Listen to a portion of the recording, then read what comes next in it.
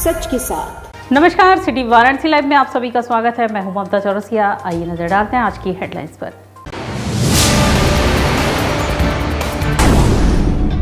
सुबह से लेकर शाम तक जाम के झाम में फंसा रहा बनारस, ध्वस्त हुई यातायात व्यवस्था।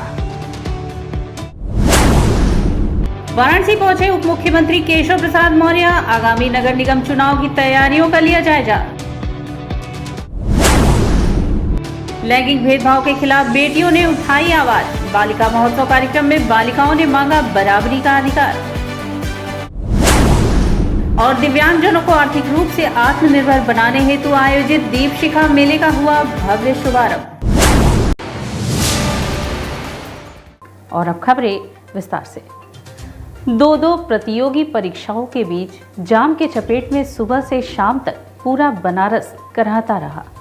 ट्रैफिक को कंट्रोल करने में पुलिस के पसीने छूट गए। शहर में आयोजित दो प्रतियोगी परीक्षा और सामने घाट क्षेत्र में चल रही एक कथा के चलते आज नगर के अधिकांश हिस्से जाम की चपेट में रहे। वरुणा पुल, मिंट हाउस, अंद्रा पुल, कैंट स्टेशन आदि इलाके शाम को भीषण जाम से कराहते रहे।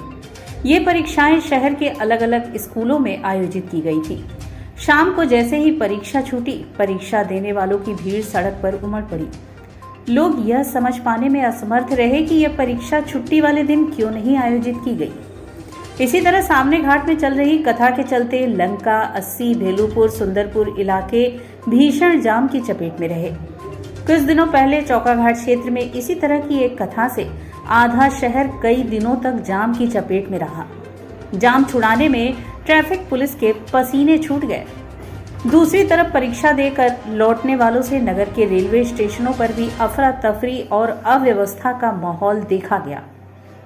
परीक्षार्थी अलग अलग ट्रेनों की रिजर्व बोगी में घुसकर बैठ गए, जिससे सामान्य यात्रियों को भारी परेशानियों का सामना करना पड़ा।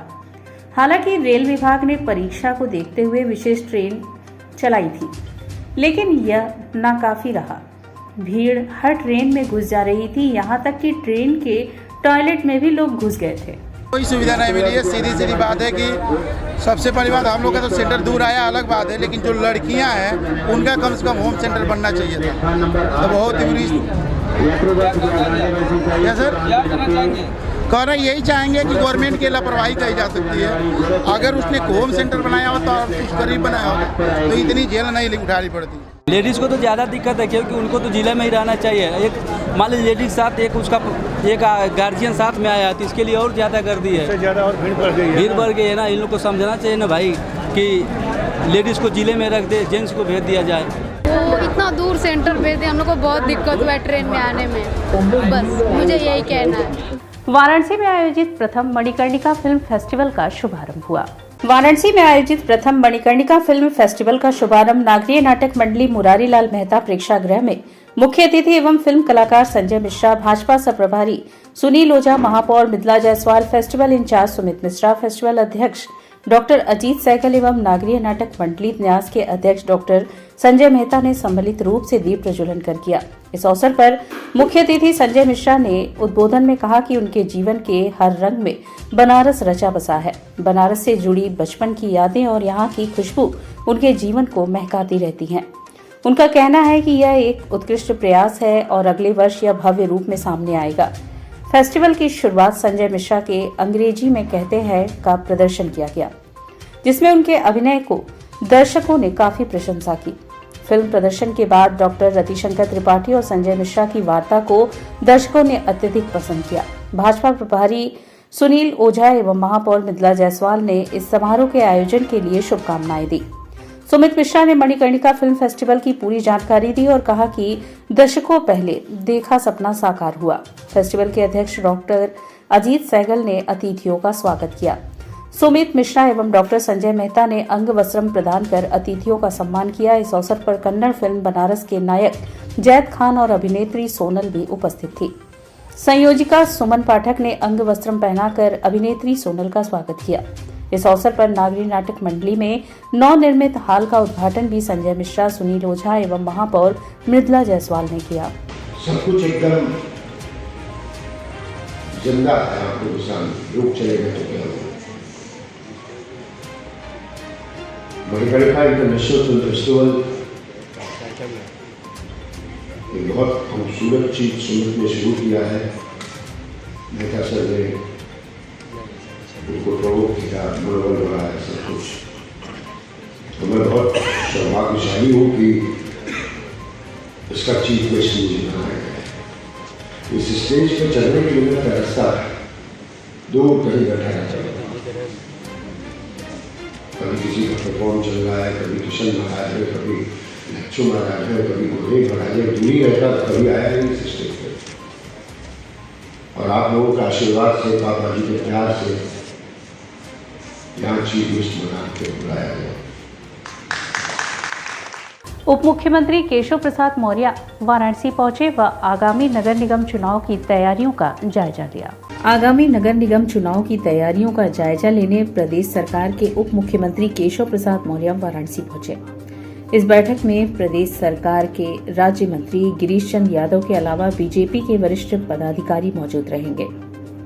वाराणसी, जो कि बीजेपी का एक अभेद किला माना जाता है और काफी समय से महापौर के रूप में बीजेपी का प्रत्याशी ही जीतता आ रहा है और इसी को बरकरार रखने के लिए लगातार बैठकों का दौर भी जारी है। कुछ दिन पहले ही गृह मंत्री अमित शाह ने भी इसको लेकर पदाधिकारियों के साथ बैठक की थी और खुद उप मुख्यमंत्री बनारस पहुंचे। इससे पहले केशव प्रसाद मौर्य ने मीडिया से बातचीत करते हुए बताया कि बीते दिनों में बीजेपी कार्यकर्ता की हत्या को लेकर दुख जताया और कहा कि दोषियों को लेकर कठोर कार्रवाई करने के दिशा निर्देश भी सरकार की तरफ से दिए जा चुके हैं। चुनाव में कमल खिलेगा। नगर निगम भाजपा का था, भाजपा का रहेगा, पूरा विश्वास है। उसकी तैयारी को लेकर आज बैठक भी। सर, मुख्यमंत्री का 101 दौरा हो चुका है। ये पहले ऐसे मुख्यमंत्री हैं जो इतना ज़्यादा दौरा किए हैं, उस पर आप क्या करेंगे? नहीं, इस समय देश के माननीय प्रधानमंत्री जी, प्रदेश के आदरणीय मुख्यमंत्री जी परिश्रम की पराकाष्ठा करने वाले, एक तरह से एक आदर्श मॉडल देने वाले कि देश का जितना भ्रमण प्रधानमंत्री के रूप में माननीय मोदी जी ने किया है, प्रदेश के अधिकांश जिलों में जितना प्रवास आदरणीय मुख्यमंत्री योगी जी ने किया है, वह बाकी मुख्यमंत्री तो कभी घर ऑफिस से, लखनऊ से अपने बंगलों को छोड़ करके निकलते ही नहीं थे, इसलिए नहीं जाते थे। तो आज एक ये परिवर्तन है, एक कि जनता का सेवक जनता के बीच में रहता है। धन्यवाद।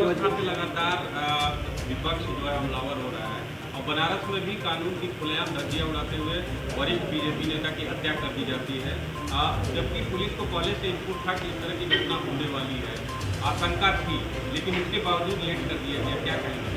नहीं, ये गंभीर किस्म की जो घटनाएं होंगी उसको देखा जाएगा और जो भी अपराध करेंगे उनको बख्शा नहीं जाएगा। वो कहीं भी छिपेंगे, खोज निकाला जाएगा और अपराध मुक्त काशी और अपराध मुक्त उत्तर प्रदेश, इसी संकल्प के साथ हमारी सरकार काम कर रही है। और बड़े बड़े गुंडे, अपराधी, माफिया आज भागे भागे फिर रहे हैं। ये दुखद घटना है।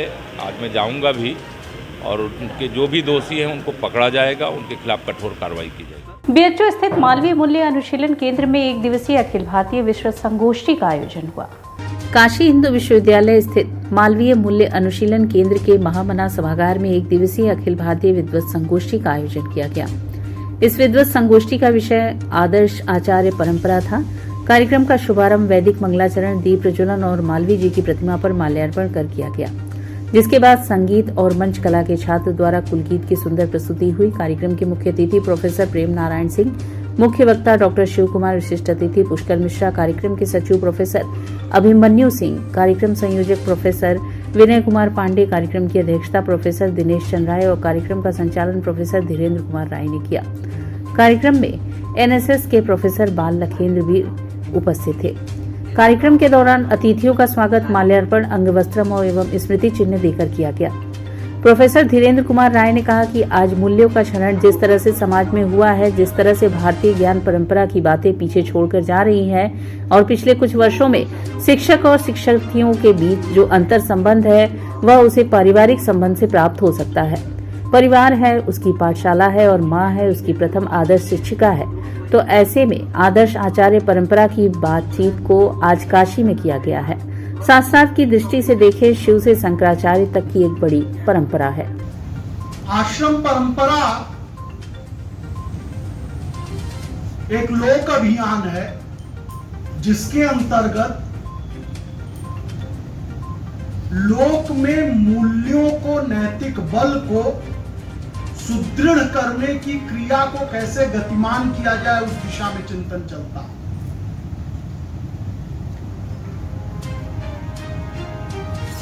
आश्रम स्वाभाविक, सहज, सरल प्रक्रिया है और परंपरा से आप सब परिचित हैं ही।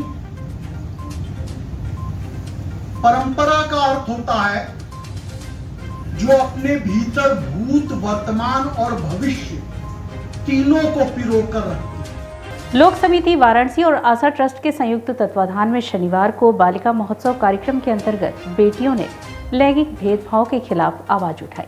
लोक समिति वाराणसी और आशा ट्रस्ट के संयुक्त तत्वाधान में शनिवार को ढढोरपुर गांव में बालिकाओं ने यौन उत्पीड़न, लैंगिक भेदभाव, बाल विवाह के खिलाफ जोरदार रैली निकाली। रैली में असवारी, प्रयागपुर, बूढ़ापुर, कोयली, भीकमपुर, चंद्रपुर, भीमचंडी आदि गांवों से आई किशोरी लड़कियों ने कन्या भ्रूण हत्या, यौन उत्पीड़न, दहेज, बाल विवाह पर रोक लगाने की मांग की। रैली में शामिल लड़कियां बाल विवाह बंद करो, तिलक दहेज छोड़ो, जाति पाति तोड़ो, भीख नहीं अधिकार चाहिए, जीने का सम्मान चाहिए, औरत भी जिंदा इंसान नहीं, भोग की वह सामान, कन्या भ्रूण हत्या बंद करो के नारे लगाए। इसके बाद गांव में बालिका महोत्सव का आयोजन किया गया। किशोरी सिलाई केंद्र, किशोरी समूह की लड़कियों ने बाल विवाह, जेंडर असमानता, यौन उत्पीड़न पर नाटक व सांस्कृतिक कार्यक्रम किया। कार्यक्रम का शुभारंभ जिला पंचायत सदस्य लोक चेतना समिति की संयोजिका रंजू सिंह, सामाजिक कार्यकर्ता तनुजा मिश्रा व लोक समिति संयोजक नंदलाल मास्टर ने दीप जलाकर किया।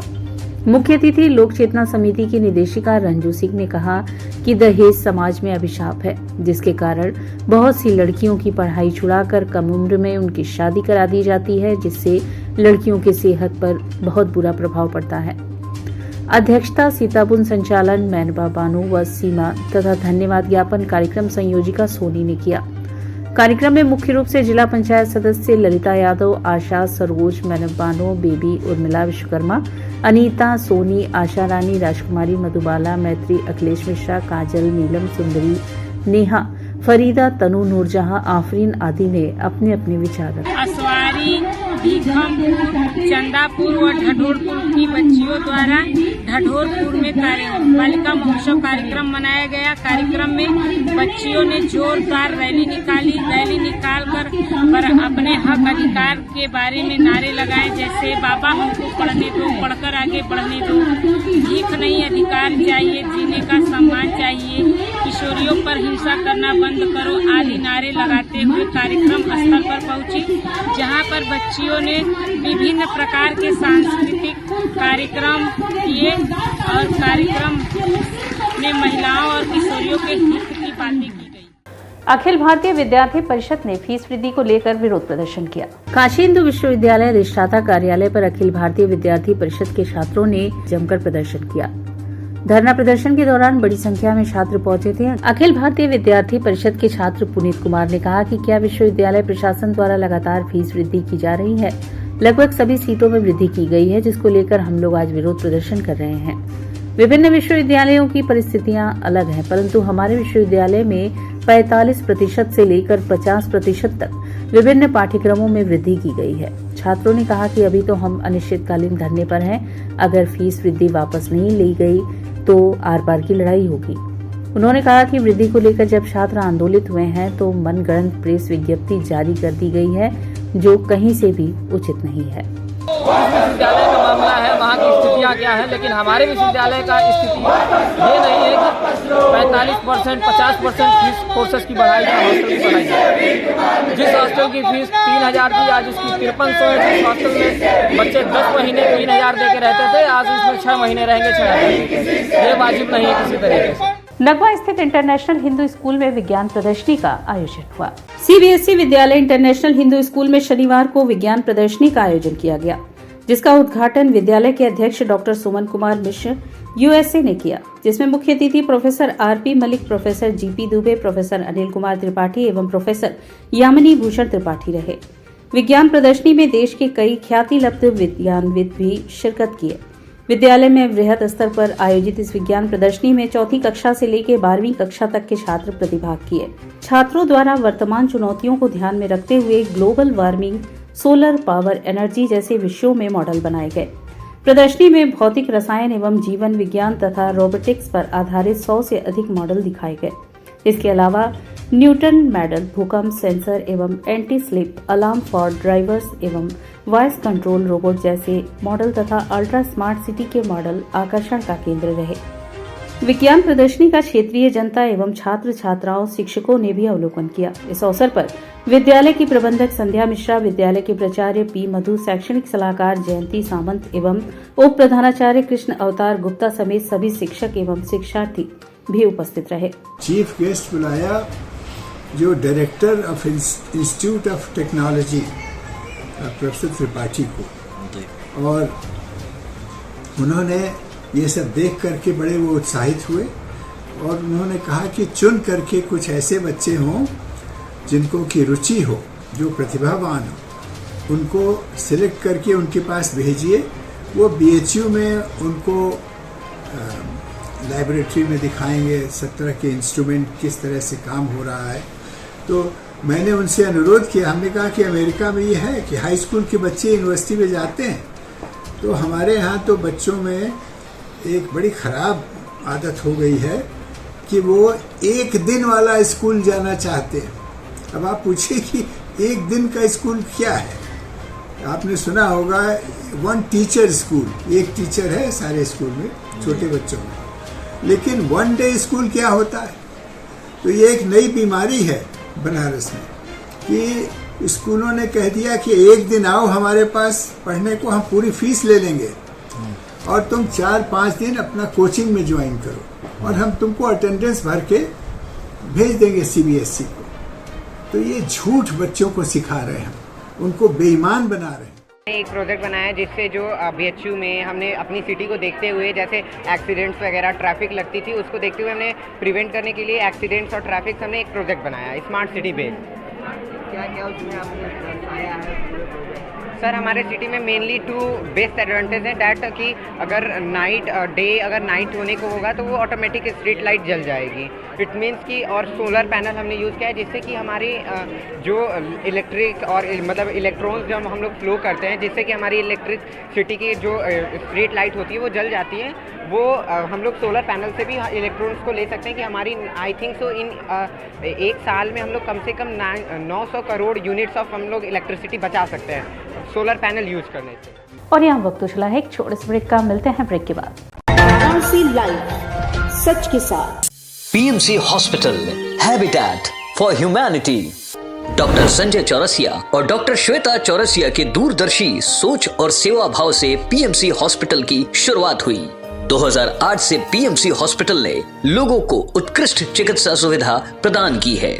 PMC हॉस्पिटल बनारस में उपलब्ध सर्वोत्तम हॉस्पिटल में से एक है। प्रसूति एवं स्त्री रोग विभाग, पीडियाट्रिक्स एवं नियोनेट्रोलॉजी, जनरल एवं लेप्रोस्कोपिक सर्जरी, अस्थि एवं जोड़ रोग, यूरोलॉजी एवं गैस्ट्रोलॉजी, मनोरोग विभाग, फिजियोथेरेपी जैसी कई सुविधा उपलब्ध है। PMC हॉस्पिटल आपको डॉक्टर द्वारा नियमित OPD की सुविधा देता है। इसके साथ ही आधुनिक गहन चिकित्सा इकाई ICU, ICCU की सुविधा एक ही छत के नीचे आपको मिलती है। मैं doctor Sanjay Chaurasia, director PMC hospital Ravindrapuri, Varanasi. PMC hospital NABH accredited एवं ISO तथा QCI द्वारा मान्यता प्राप्त 50 bed super multi speciality hospital है। पिछले 10 वर्षों से निर्धन परिवारों के लिए एक विशेष OPD की सुविधाएं प्रदान की गई हैं, जिसके माध्यम से स्त्री रोग विभाग एवं बाल रोग विभाग में 1 लाख से अधिक लाभार्थियों को OPD की निःशुल्क सेवाएं प्रदान की गई हैं। हमारा उद्देश्य है कि कम खर्च में उत्कृष्ट स्वास्थ्य सेवाएं आम जनमानस को सर्वसुलभ कराएं। PMC hospital, habitat for humanity, Ravindrapuri extension behind Durga Kund, Varanasi. Helpline number 0542231015 और कॉल 8808960005। कोरोना वायरस ने देश में एक बार फिर से रफ्तार पकड़ ली है। ऐसे में जरूरी है कि सभी लोग पूरी एहतियात बरतें। घर से बाहर निकलते समय मास्क का सदैव प्रयोग करें। समय समय पर हाथों को सैनिटाइजर से सैनिटाइज करें। ज्यादा भीड़ भाड़ वाली जगहों में जाने से बचें। 2 गज की दूरी का पालन करें। स्वस्थ रहें, सुरक्षित रहें। जनहित में जारी वाराणसी लाइव। वाराणसी लाइव, सच के साथ। और ब्रेक के बाद पुनः आपका स्वागत है। केंद्रीय मंत्री डॉक्टर महेंद्र पांडे का भाजपा जनों ने 65वां जन्म दिवस मनाया। भाजपा जिला उपाध्यक्ष आशीष दुबे उपेंद्र बाबा के नेतृत्व में केंद्रीय मंत्री डॉक्टर महेंद्र पांडे के 65वें जन्म दिवस के शुभ अवसर पर पंडित दीनदयाल उपाध्याय चिकित्सालय में महेंद्रनाथ पांडे के चित्र पर तिलक चंदन लगाकर केक काटा गया। इसके बाद ब्लड डोनेशन का कार्य शुरू किया गया, जिसमें मुख्य अतिथि के रूप में जिला एवं महानगर के अध्यक्ष विद्यासागर राय, हंसराज विश्वकर्मा, महानगर महामंत्री जगदीश त्रिपाठी, ईश्वर देव, प्रधान राजेश मिश्रा, डॉक्टर अभिषेक मिश्रा, विपिन गुप्ता, नाथ मंडल महामंत्री हरीश चंद मौर्य, पार्षद मदन दुबे, पार्षद संदीप श्रीवास्तव, शंभू पटेल, मंडल मंत्री सिंह, धर्मेंद्र दुबे, अजय कारगिल, सचिन जायसवाल आदि शामिल हुए। दिव्यांगजनों को आर्थिक रूप से आत्मनिर्भर बनाने हेतु 2 दिवसीय दीप शिखा मेले का भव्य शुभारंभ शनिवार को देवा सेंटर कमक्षा चुंगी के प्रांगण में हुआ। शनिवार को देवा सेंटर कमक्षा चुंगी के प्रांगण में 2 दिवसीय दीप शिखा पुनर्वास मेले का उद्घाटन वाराणसी के प्रख्यात बाल रोग विशेषज्ञ और उत्तर प्रदेश सरकार के दिव्यांग प्रकोष्ठ के मनोनीत सदस्य डॉक्टर संजय चौरसिया एवं सह अतिथि प्रख्यात हनुमान जी के उपासक आयुष आंजनेय के कर कमलों द्वारा किया गया। सभा की अध्यक्षता देवा international society for child care के अध्यक्ष एवं प्रख्यात चिकित्सा मनोवैज्ञानिक निपिट सदस्य डॉक्टर तुलसी द्वारा किया गया।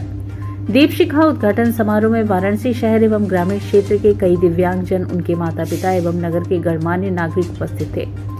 दीप शिखा मेले का मुख्य उद्देश्य दिव्यांगजनों को सामाजिक एवं आर्थिक रूप से आत्मनिर्भर बनाना एवं उनको समाज की मुख्य धारा में जोड़ने का प्रयास है। पिछले 30 वर्षों से लगातार चल रहे इस प्रकार के मेले के आयोजन से कई 100 दिव्यांगजन एवं वाराणसी की संस्थाएं प्रेरित होकर दिव्यांगजनों के व्यावसायिक सशक्तिकरण के कार्यक्रम चला रही हैं। डॉक्टर संजय चौरसिया ने इस मेले की प्रशंसा करते हुए डॉक्टर तुलसी एवं उनके सहयोगी दल को धन्यवाद दिया और कहा कि 2 दिन का यह मेला वाराणसी शहर के सभी नागरिकों को देखकर अनुभव करना चाहिए कि दिव्यांगजन भी हमारी तरह है। उनका सशक्तिकरण उनके सामानों को खरीद कर किया जा सकता है। डॉक्टर तुलसी, जिनको इस क्षेत्र में उत्तर प्रदेश सरकार ने प्रादेशिक स्तर पर सम्मानित भी किया है तथा नेशनल ट्रस्ट भारत सरकार के दिशा विकास परियोजना एवं सरकार के सहयोग तथा नागरिकों के सहयोग के कारण ही ऐसे कार्यक्रम संभव हो पा रहे हैं। बच्चों एवं ग्रामीण क्षेत्र की महिलाओं द्वारा निर्मित दिए, मोमबत्ती, पेपर के खिलौने एवं ऑर्गेनिक खाद्य सामग्री, हल्दी, जी का आटा, जौ की धनिया, बेसन, चने एवं जौ का सत्तू, जो किसी भी प्रकार की मिलावट से मुक्त है, इस मेले का मुख्य आकर्षण है। बाहर से आए अतिथियों एवं विशेष शिक्षकों ने प्रमुख रूप से देवग्राम अन्नपूर्णा से आई श्रीमती विद्या पटेल, प्रमुख समाज सेवी डॉक्टर सी, दीपिका दास, डॉक्टर नीरज खन्ना, छवि खन्ना, आदित्य प्रकाश, सुनीता, पूनम लाभ, मोनिका, विजयपाल, अखिलेश, वीरेंद्र, प्रदीप, संजय, प्रमोद वर्मा, अनुपमा, साधना, मंजनेश ने भी अपने संबोधन में कहा कि ऐसे विशेष बच्चों को सहानुभूति की नहीं बल्कि कौशल प्रशिक्षण की और समाज की मुख्य धारा जोड़ने की आवश्यकता है। संस्था के सचिव श्यामलाल पटेल ने मेले में आए अतिथियों का धन्यवाद दिया। डॉक्टर तुलसी सर के 40 सालों के जो मेहनत है दिव्यांगों के प्रति, उसको सफल बनाने के लिए पुनः एक बार इस मेले का आयोजन इस प्रांगण में किया है और आज और कल 2 दिन यह मेला चलेगा, जिसमें बनारस के समस्त लोगों से, जितने भी संस्थाएं हैं दिव्यांगों से तथा जो दिव्यांग के हित के बारे में सोचते हैं, ऐसे समस्त लोगों से मैं आग्रह करता हूं, अनुरोध करता हूं कि कृपया आएँ देवा के प्रांगण में और इस मेले को सफल बनाएं। ये पुनर्वास मेला तुलसी सर के अथक प्रयासों से इस वर्ष हो रहा है। अकेले कंधे पर इन्होंने इसका बीड़ा उठाया है, उसमें हम सभी लोगों को इनका साथ देना है। आज तमाम संस्थाएं दिव्यांगों के लिए कार्य कर रही हैं, बहुत हर्ष का विषय है। सरकार भी अपने स्तर से तमाम तरह की योजनाएं ला रही है, स्वास्थ्य से संबंधित, पुनर्वास से संबंधित तथा तरह तरह की खेल प्रतिस्पर्धाओं में उनके लिए भागीदारी सुनिश्चित कर रही है, उनके पेंशन को अच्छा कर रही है। इसके अलावा तरह तरह के जो भी संस्थाएं सहयोग कर रही हैं, उसी क्रम में तुलसी सर का यह अथक प्रयास बहुत ही सराहनीय है। और आज तमाम संस्थाएं होने के बावजूद भी तुलसी सर की मेहनत पिछले जो 40 वर्षों से लगातार दिव्यांगों के लिए करते आ रहे हैं, वो कहीं से भी कम नहीं आकी जा सकती। मैं पुनः एक बार देवा सेंटर के समस्त लोगों को, डॉक्टर तुलसीदास जी को, श्यामलाल पटेल जी को हृदय से धन्यवाद देता हूं और अपनी शुभकामनाएं देता हूं। यह मेला बहुत ही सफल रहे।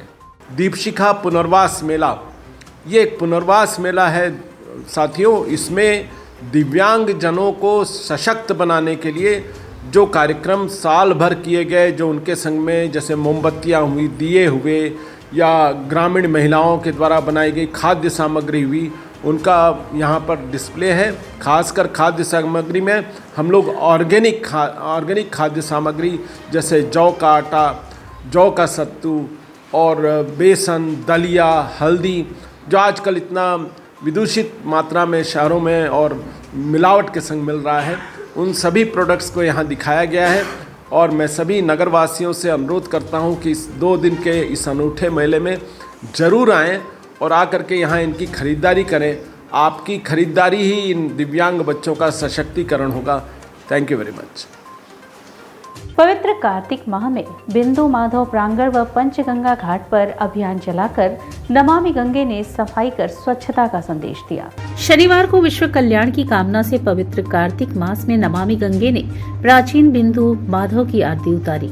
नमामि गंगे काशी क्षेत्र के संयोजक राजेश शुक्ला के नेतृत्व में सदस्यों ने समृद्धिशाली, आत्मनिर्भर व आरोग्य भारत की कामना से भगवान बिंदु माधव को माखन मिश्री का भोग लगाया। हिंदुओं की आस्था को सेवा और स्वच्छता में परिणित करने के उद्देश्य से नमामि गंगे ने कार्तिक मास में पंचगंगा घाट स्थित भगवान विष्णु के प्राचीन बिंदु माधव मंदिर में सफाई की। स्वयं सेवकों ने श्रमदान कर मंदिर प्रांगण सहित पंचगंगा घाट की सीढ़ियों को भी चमकाया। गंगा तलहटी से प्रदूषित कर रही अनेकों सामग्रियों को निकालकर कूड़ेदान तक पहुंचाया गया। सनातनी संस्कृति के केंद्र प्राचीन मंदिरों की स्वच्छता व संरक्षण का संदेश दिया। नमामि गंगे काशी क्षेत्र के संयोजक राजेश शुक्ला ने कहा कि पुरातन काशी नगरी सनातनी संस्कृति का केंद्र रही है। हिंदुओं की अटूट आस्था को सेवा और स्वच्छता में परिणित करके प्राचीन मंदिरों का संरक्षण किया जा सकता है। आम जनमानस से अपील है कि स्वच्छता ही सेवा है के मंत्र को अपने आचरण में शामिल करें। आयोजन में प्रमुख रूप से काशी क्षेत्र के संयोजक राजेश शुक्ला, महानगर सह संयोजक बीना गुप्ता, सुनीता देवी, किरण यादव, केशव पटवर्धन, अरुण पांडे, उमेश गुप्ता, दामोदर दास आदि उपस्थित रहे। बिंदु माधव जी की लोक कल्याण की कामना से आरती उतारी है। श्री हरि भगवान विष्णु बिंदु माधव जी से आरती उतार कर यह प्रार्थना की है कि हमारा भारतवर्ष आरोग्य हो, आत्मनिर्भर हो, सुख समृद्धि आए। और हमने इस पंचगंगा घाट पर गंगा के किनारे की सफाई करके सबको यह संदेश देने का प्रयास किया है कि हमें स्वच्छता को अपने संस्कारों में शामिल करना चाहिए। जैद खान और सोनल मांटेरियो ने वाराणसी में बनारस फिल्म का प्रमोशन किया। अभिनेता जैद खान और सोनल मांटेरियो ने वाराणसी आकर अपनी जल्द रिलीज होने वाली फिल्म बनारस के प्रमोशन में हिस्सा लिया। इस दौरान पराणकर स्मृति भवन में आयोजित पत्रकार वार्ता में इन्होंने बताया कि जगह जगह पर जाकर फिल्म को बड़े जोश खरोश के साथ प्रमोट कर रहे जैद और सोनल लोगों के रिस्पॉन्स से बेहद खुश है। अब और उन्हें अपनी फिल्म के रिलीज का बेसब्री से इंतजार है। फिल्म बनारस मूल रूप से कन्नड़ भाषा में बनाई गई है, जिसे पैन इंडिया स्तर पर रिलीज किया जा रहा है। यह फिल्म कन्नड़ और हिंदी के अलावा तेलुगु, तमिल और मलयालम भाषाओं में भी रिलीज की जाएगी। इस फिल्म का निर्देशन जरत गेर्थ ने किया है, जिन्होंने हिट कन्नड़ फिल्म बेल बॉटम का भी निर्देशन किया था। सर, ये बनारस आकर एक फैमिली पैकेज है, तो इसके अंदर आपको फैमिली एंटरटेनमेंट मिलेगा, कॉमेडी मिलेगी, एक्शन मिलेगा और थ्रिल, सस्पेंस, ये सब चीज़ें आपको मिलेगी। एक लव स्टोरी मिलेगी, बहुत एक खूबसूरत लव स्टोरी। इसके अलावा ये सब चीज़ों को अगर आप बाजू में रख देंगे तो बनारस जिस तरीके से हम लोगों ने हमारी पिक्चर में दिखाया हुआ है, शायद भी आज तक किसी ने दिखाया नहीं होगा। तो हम लोगों ने 84 घाट्स में भी हम लोगों ने शूटिंग की है। तो जब आप देखेंगे तो आपको मज़ा मिलेगा, बिकॉज पूरी दुनिया में बनारस में सिर्फ साड़ी या फिर बनारसी पान फेमस है, लेकिन ये पिक्चर रिलीज़ होने के बाद सब लोगों को एहसास होगा कि बनारस में और बहुत कुछ है। और शायद मेरे हिसाब से पिक्चर रिलीज़ होने के बाद टूरिस्ट बहुत बढ़ जाएगा यहाँ पर। 10-15 दिन प्लान किया था, बट यहाँ आने के बाद, यहाँ का ब्यूटी देखने के बाद 80% ऑफ द फिल्म हम लोगों ने यहाँ शूट किया था, क्योंकि इतना beautifully I think south films में अभी तक 84 घाट सब लोगों ने कवर नहीं किया है। हम लोगों ने कंप्लीट 84 घाट्स कवर किया है इस फिल्म में। रचना अनाथालय के सदस्यों ने मलिन बस्तियों में कंबल वितरण किया। रचना अनाथालय के सदस्यों ने मलिन बस्तियों में शनिवार को कंबल वितरण का कार्यक्रम किया। रचना अनाथालय गरीब और असहाय लोगों की हमेशा मदद करते आ रहे हैं। रचना अनाथालय के संयोजक ने कहा कि हमारा संस्थान गरीब बच्चियों को शादी कराने में भी अहम भूमिका देगा।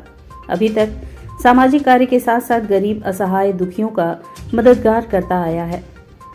आज वाराणसी के सलारपुर मलिन बस्ती में असहायों में कंबल का वितरण किया गया और भाजपा नेता हेमंत राज ने गरीब बच्चों के साथ अपना जन्मदिन भी मनाया। जन्मदिन के साक्षी बने छोटे छोटे बच्चों के चेहरे पर खुशी देखकर हेमंत राज ने कहा कि हमारे देश में आज भी गरीब तबके के लोग जीवन यापन करते हैं। इसको दूर करने के लिए हम कटिबद्ध हैं। रचना अनाथालय जो कि काशी की प्रतिष्ठित NGO संस्था है और विकास मौर्य और विनय मौर्य इन लोगों के प्रबंधन में ये संस्था चलती है, गरीबों के लिए कार्य करती है। आज इनके निवेदन पे हमारे जन्मदिवस के उपलक्ष्य में इन्होंने गरीब बस्ती में साल वितरण और अन्य वितरणों का कार्यक्रम रखा। इन्होंने निवेदन किया, मुझे बुलाया। मैं बहुत आभार प्रकट करता हूँ इस संस्था का, जिन्होंने आज हमें इस मेरे जन्मदिवस के अवसर पे मौका दिया कि ऐसे अपने लोगों के साथ हम समय दे पाए, बच्चों के साथ एक जन्मदिन मनाया। ये बहुत ही हर्ष का विषय मेरे लिए है कि गरीब बच्चों और कमज़ोर वर्ग के बच्चों के साथ हमने अपना जन्मदिन मनाया। इसको एहसास किया कि अभी और कितनी मेहनत करनी है अपने भारतवर्ष को गरीबी को दूर करने में। जीवनदीप शिक्षण संस्थान में उत्तर प्रदेश राज्य सीनियर रैंकिंग 2 दिवसीय कैरम टूर्नामेंट का आयोजन हुआ।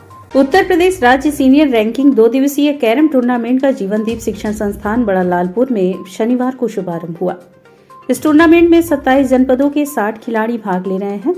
शनिवार को खेले गए मैचों के परिणाम इस प्रकार रहे।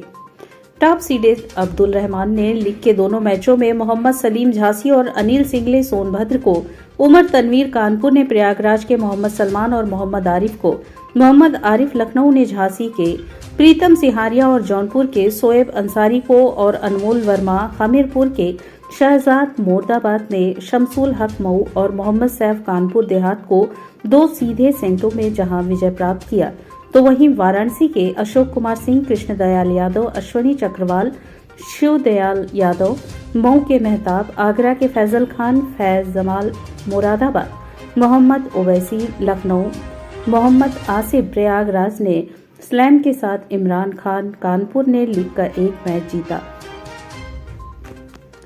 इससे पहले टूर्नामेंट का उद्घाटन उत्तर प्रदेश सिंचाई आयोग के पूर्व अध्यक्ष वरिष्ठ नेता विजय शंकर पांडे ने अंतर्राष्ट्रीय खिलाड़ी विश्व नंबर 2 अब्दुल रहमान और अंतर्राष्ट्रीय महिला खिलाड़ी इंडिया नंबर 3 मंतसा इकबाल और उत्तर प्रदेश कैरम एसोसिएशन के अध्यक्ष बैजनाथ सिंह के साथ कैरम बोर्ड पर स्ट्राइक करके किया। इस अवसर पर आयोजन समिति के अध्यक्ष और जीवनदीप शिक्षण संस्थान के चेयरमैन डॉक्टर अशोक सिंह ने कहा कि प्रदेश के कोने कोने से आए हुए खिलाड़ियों का स्वागत और अभिनंदन है। हमारा मानना है कि कैरम खेल कम संसाधनों में खेला जाने वाला दुनिया का सबसे लोकप्रिय गेम बनता जा रहा है। इस अवसर पर विशिष्ट अतिथि संजय सिंह आनंद मिश्रा, टूर्नामेंट के प्रधान निर्णायक सरदार रणवीर सिंह, उत्तर प्रदेश कैरम एसोसिएशन के कोषाध्यक्ष रमेश कुमार वर्मा, सहायक सचिव सिराजुद्दीन, उपाध्यक्ष इश्तियाक अहमद, संयुक्त सचिव अशोक कुमार सिंह और प्रदीप निगम, आयोजन सचिव अश्वनी चक्रवाल, कार्यकारिणी सदस्य रवीश कुमार, अशोक पांडे, SK श्रीवास्तव, रेणुका राय, रवि आर्य, संदीप यादव, विनोद यादव, श्री प्रसाद झुंझुन गुप्त, कामना गुप्ता, गौरव गुप्ता, दीपाली यादव, ऋषिक केसरी, हरियाली सिंह, प्रियांशु, अंजलि गुप्त आदि सदस्य और निर्णायक प्रमुख रूप से उपस्थित रहे। उद्घाटन समारोह की अध्यक्षता प्रदेश कैरम एसोसिएशन के अध्यक्ष बैजनाथ सिंह ने और संचालन संयुक्त सचिव अशोक कुमार सिंह ने व मैचों का संचालन प्रधान निर्णायक सरदार रणवीर सिंह और रमेश वर्मा के नेतृत्व में कुल 16 अंपायरों ने किया। उत्तर प्रदेश पूरे यूपी की ये स्टेट रैंकिंग टूर्नामेंट हो रहा है। इसमें जो 6 खिलाड़ी फर्स्ट 6 में आएंगे वो अगले महीने सीनियर मैच में खेलने के लिए दिल्ली में जाएंगे। इसी का ये सिलेक्शन ट्रायल। कितने बच्चों ने भाग लिया है? इसमें 27 जिले के लगभग 60 खिलाड़ी भाग। पूर्वांचल क्रिकेट एसोसिएशन के तत्वाधान में सिगरा स्टेडियम में स्वर्गीय राघवेंद्र मिश्र स्मृति क्रिकेट प्रतियोगिता का आयोजन हुआ।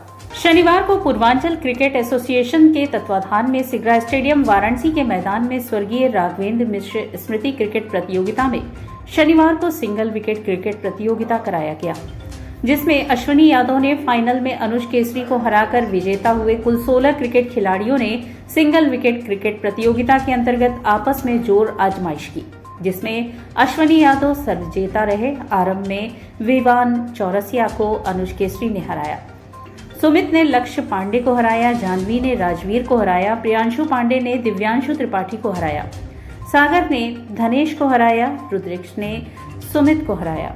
सेमीफाइनल पहुंचने वाले जोड़ियों में अश्विनी एवं रुद्रेश और अनुज केसरी एवं सागर थे, जिसमें सिंगल विकेट पे ही एक एक लड़का अपना जोड़ी बना के खेल रहा है और कल से इसका टूर्नामेंट विधिवत शुरू हो जाएगा।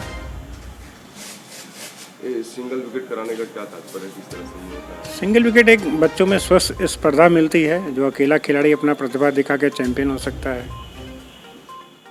इसका क्या फॉर्मेट है, किस तरह से इसमें जीत हार होगी? इसमें एक ओवर का मैच होता है। अगर खिलाड़ी जितनी बार एक ओवर के अंदर आउट होगा -2 होंगे, नहीं तो जितने रन बनाएंगे उतना रन फिर दूसरे खिलाड़ी को एक ओवर में बनाना होगा। सिंगल विकेट में कितने बच्चे हैं आज इस पार्टी? आज कुल 14 लड़के खेल रहे हैं इसमें। बालिकाएं भी हैं? एक बालिका खेल रही है जानवी, जो कि भदोई की लड़की है और बहुत अच्छा खेल रही है। एक मैच जीती भी, एक राउंड। और इसी के साथ सिटी वाराणसी लाइव का यह प्रसारण यही समाप्त होता है। ममता चौरसिया को दी इजाजत। नमस्कार।